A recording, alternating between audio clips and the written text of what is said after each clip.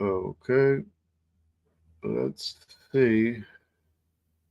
We can do a real quick video on the variable speed of light.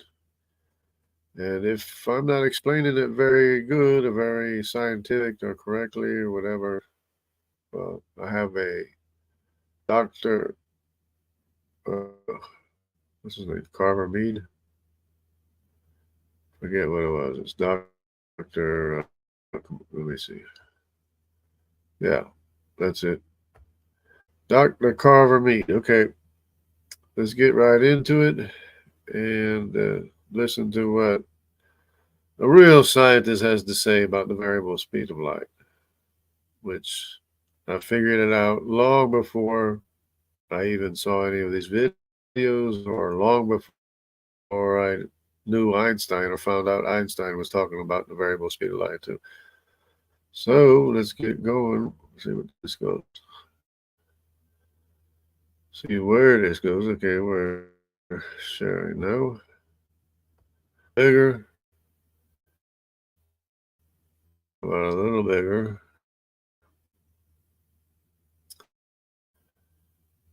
And it should be good. Let's just see what he has to say. Dr. Carver Mead, Caltech. Gravitation.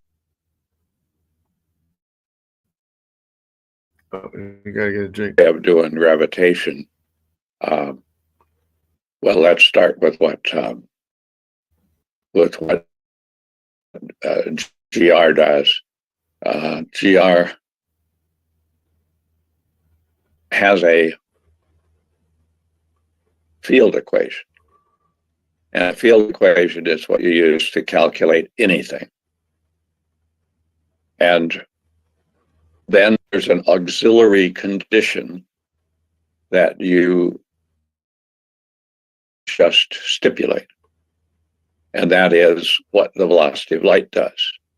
Right. Not in the field equation anywhere.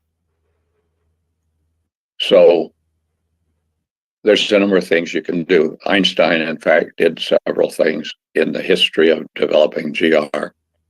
And in 1911, he recognized that there's a variable speed of light. And of course, you see that directly in the Shapiro delay when you send a radar off to Mars or Venus and you get a reflection.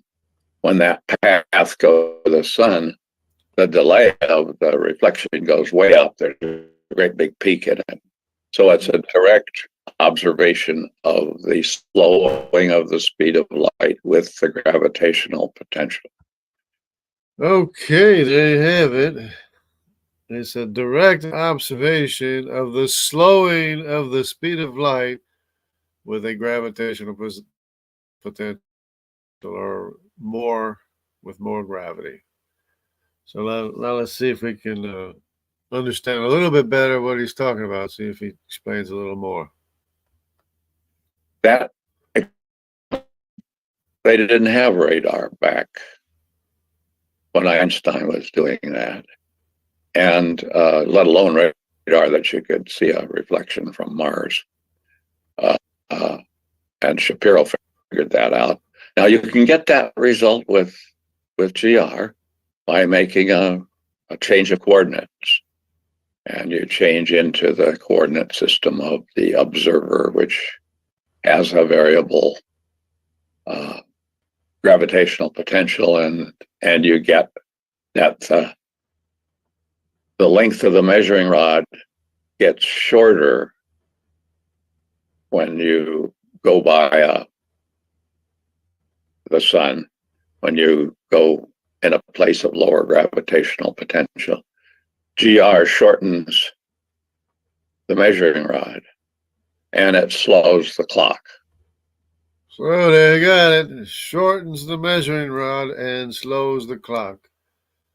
You've heard it from scientist himself explaining the variable speed of light, because if you change the measures of time and distance, you're going to change the speed. Like, it's a no-brainer, basically. So you get an effect from the clock slowing down proportional to the gravitational potential and the measuring rod slowing down by that gravitational potential. So the actual measure. The measuring rod shortening because he calls it a lower gravitational potential when there's more gravity. Measured speed of light slows down by 2 times. And that's the famous 2 times GR predicts over Newtonian prediction if light was a little bullet.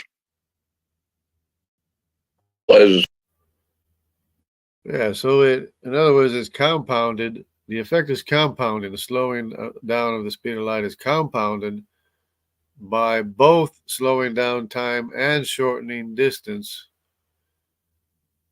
So that means there's more measures of distance that it has to pass through. I mean, it's going to take longer to arrive. It's done in, the 1919 eclipse, and was what made Einstein famous. It was seen as the biggest thing that anybody had ever done. Well, I think Einstein would have gone back to his 1911 theory if he'd known about the Shapiro delay. Because Einstein was very much rooted in experimental findings.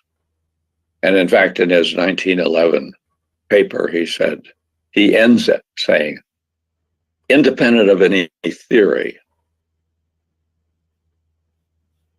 it is of interest to know if with present instruments, we can detect the effect of gravitation on the propagation of light.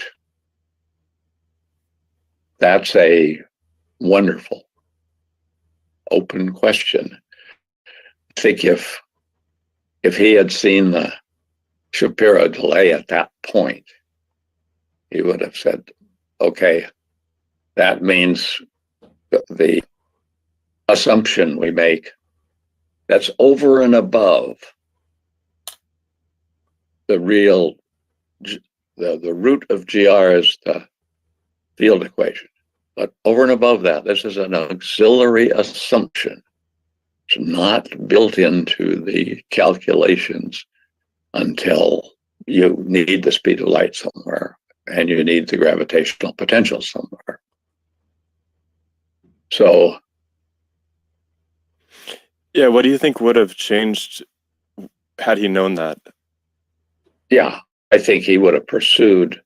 Abraham was well along on a theory of light using a theory of gravitation using a variable speed of light, and I give a reference to that in the thing I have on the web. Well, anyways, that's about it, I guess. That's good enough for now. Apparently, Einstein didn't completely anyway either. From some of his writings, he still pretty much holds on to it. So, according to some of his writings, he held on to it. So, let's go ahead and remove this. So that's about it. But we can see that when, of course, they actually measured the slowing down of the speed of light, the Shapiro effect, and people still don't get it. I guess, apparently, I don't know. But if you change the measures of time and distance, you're going to change the speed, because speed is measured by time and distance. And if it slows down the same time as the distance contracts, it's going to slow down the speed, because it doesn't have to go as far. Well, it doesn't have to go as far, so you contract the distance, it's going to slow down the speed. Plus, you slow down the time, it's going to slow down the speed. So simple. But that's about it. God bless everybody. Take care and have a great week. That's the little bit of science review.